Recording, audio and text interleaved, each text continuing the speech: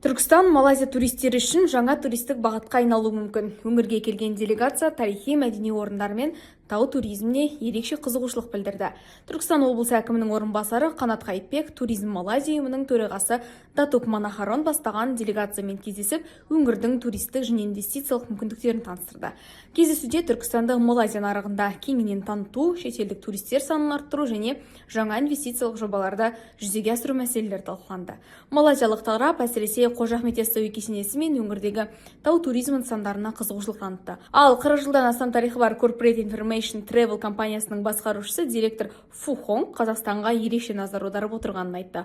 Компания жаңа туристік бағыттарды кеңейтуді жоспарлап отыр. Оның сөзінше, Түркістанның тарихи орындарымен қатар өңірдің қауіпсіздігі де шетелдік туристер үшін маңызды артықшылық. Сондай-ақ компания Қазақстан арқылы Европаға және қасиетті Меккеге умра сапарларын ұйымдастыру мүмкіндігін қарастырып жатыр. Тараптар туристік бағыттарды бірлесіп ілгерілетуге, іскерлік байланысты күшейтуге және Түркістан мен Малайзия арасындағы тікелей әуе қатынасын дамыту мүмкіндігін зерделеуге кірісті.